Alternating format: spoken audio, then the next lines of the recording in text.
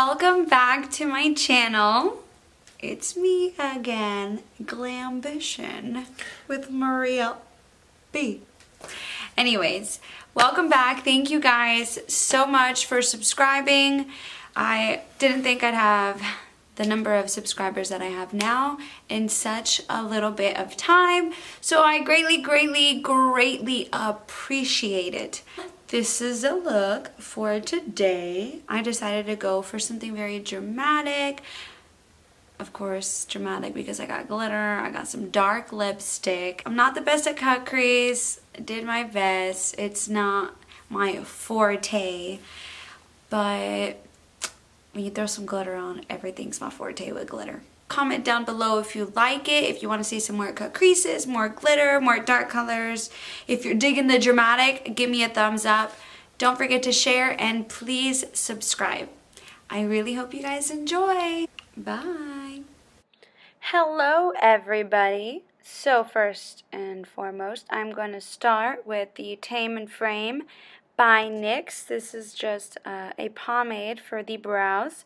I am in the color Espresso. So as always, I outline the bottom of my eyebrow and then I do the line at the top and then I fill it in. However, this time around, I did something a little different. I did the line at the bottom and then the top line, I did not take it all the way to the center. Not even like lightly. I did do it lightly in the center at the bottom, but the top, I just left it blank just to give it that effect where it gets lighter to darker. Trust me, you'll know what I mean once you do it. And as always, I'm cleaning up with my NYX concealer. Now I still conceal as if I had took the pomade all the way to the center, and then I blend the edges and I buff it out with my spoolie. It really just gives it like this pretty effect. And using that same concealer, I am going to use that as the base for my eyeshadow. I'm applying this all over the lid, of course in slow-mo, and I'm blending it in. I like to use my finger for this. I just feel that it works best. And going in with the Huda Rose Gold Beauty Palette, I'm setting that with the shade Bay. Bay as in Bay is life, that kind of Bay. Now using a Sonia Kashuk blending brush, I'm going to lightly, and I mean lightly, go in with the color Henna. This is a burnt orange color.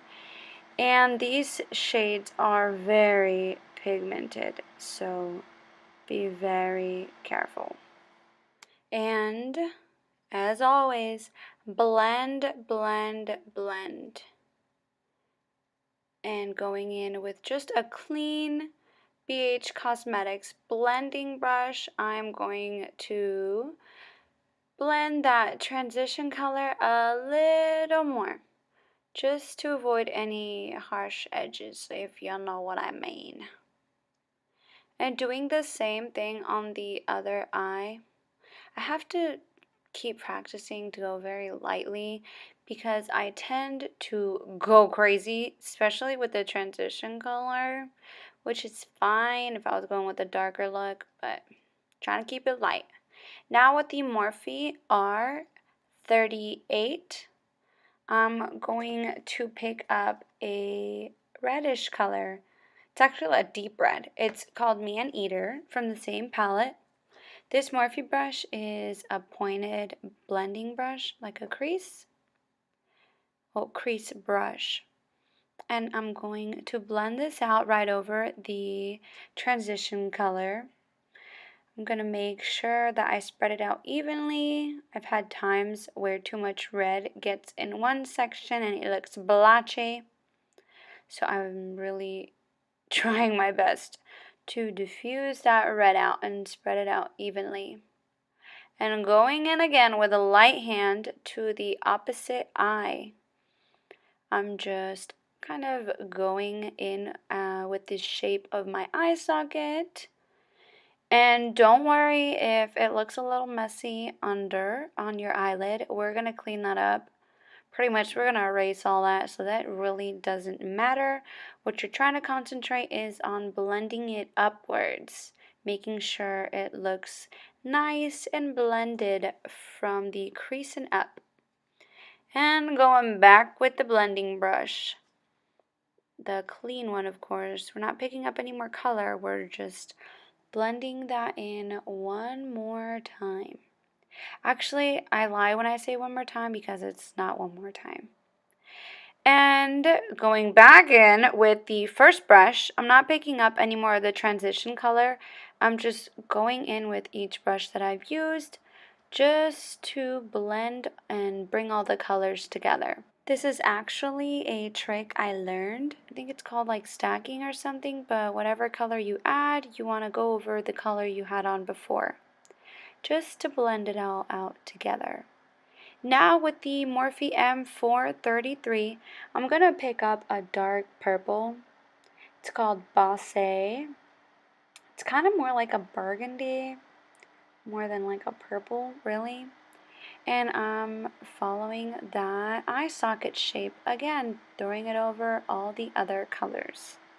Now the shape of this brush is pretty cool. Kind of has like a belly. You know, it's flat, but then you can put it on its side. And I'm showing you this because I'm going to use it on its side. I'm not going to lay it on its belly. This is just a different way. I'm pretty sure it gives you like two different looks. The other one's going to kind of keep the color more in like a straight line, if that makes sense. This one's going to diffuse it upwards. So I stood it up for that reason. And back to that stacking thing I mentioned earlier, because I went in with that purple, now I'm going back in with the color I applied previously to the purple, which was the red. And I'm picking up a little bit more of the red and then blending it in with that transition brush. This is very important. I know it's so time consuming because y'all, I took like 2 hours to do my whole face, including eyeshadow with this look. But it really makes a difference. Blending, blending. You can tell when someone hasn't blended. And I was ready to give up, but I was like, no girl, you can do it. I'm pretty sure my elbow was even resting on my desk. That's how tired it was. It's on the flick of the wrist, you know what I mean? Doing the same thing on the other eye. I'm going back in with that red, just to blend it in with the purple I added, and back with the transition brush. I'm not picking up any more color with the transition brush. I'm just using it just in case it has like any residue on it. It'll bring all three colors together. And blend, blend. Literally, I had to cut so much blending footage out because y'all, it was going to take a whole 2 hours with this video. And now, going in with a pointy brush. This is the M560. I'm picking up Black Truffle from the same palette and very lightly. Remember, we can always build up. We're putting that black in the crease. And I tried to buff it with this Morphe R41, but it was really dense and it wasn't going to diffuse the black as much as I wanted. So I switched over to a Luxie blending brush. Notice my face at the end of that last clip. I was a little disappointed. So this Luxie brush actually worked perfectly for the job. It's a very small, so it's really, it was meant for my eye socket area and small areas. This is one of 3 brushes that BoxyCharm sent me in my subscription on the very first month I got it. If you guys are interested in watching some unboxing and using the products that BoxyCharm sends me on camera, comment down below and let me know. That's a great idea for a video if you guys would be interested. And again, I know I didn't like that brush, but I said if I use it on the other eye, I'm going to use it on this eye, even if it was just for 5 seconds. I'm like that. I was scared that it was going to jeopardize the whole look, and it was all because I didn't go in with the brush I didn't like. And blending it again with my Luxie brush. Diffusing that black out. And you can always add more black if you want it just a little sharper, but I decided to stop with what I had. Now going in with a Morphe, it's like a lipstick brush. It doesn't have a number, but it's a very thin brush. I learned actually when I was doing this look that this brush worked a lot better for me than using a flat concealer brush. I don't know if it was just the fact that it was so thin and puny, but it actually was gliding on my eye a lot easier than any brush during a cut crease. And I'm cutting it with the same concealer I used to clean up my eyebrows and to set my eyes. Well, to prime them. This step is critical. You guys, it is so important. Especially knowing where to cut your crease. My general rule, and I know there is no rules in makeup, but I always cut it above the crease just to avoid any transfer when I put glitter on, so it doesn't transfer to my actual eyeshadow. Very important. And it's also important to kind of keep an eye on both eyes, if that makes sense. You're going to try to even out both circles. Make them as symmetrical as possible, even though our faces are not symmetrical whatsoever. But you also don't want like a half moon circle on your eye and then like a full moon on the other. You're going to look just a little cray-cray. And on the outer edge, you can kind of keep it rounded like I did, or you can flick it out like a winged eyeliner. I've seen some people cut it way higher and not take it to the center of their tear duct. Really, it's optional. It's up to you, everyone's preference. Remember, no rules in makeup. Now going in with my NYX glitter primer, which took me freaking forever to find this darn thing. Literally went to like 5 Ultas and they were always sold out. Anyways, I'm using that as a primer for my glitter. And I don't know why I slowed that video down. Maybe I just wanted you guys to see how glammed out that glitter looks. Y'all, I am a sucker for glitter. If I could use glitter to work, I totally would. Sadly, I would probably get sent home. Anyways, you can also cut your crease with the glitter. Personally, I don't like to because I feel like I have to work really quick and the glue might dry up on me. So I always do a concealer first just to make sure I like the shape, and then I add the glue over it. And I'm just packing that on. Oh, and the glitter's from NYX. I think it's like number 08. NYX has really good glitters, and they're really affordable. They're loose glitters, very messy like any other glitter, but who cares? It's amazing.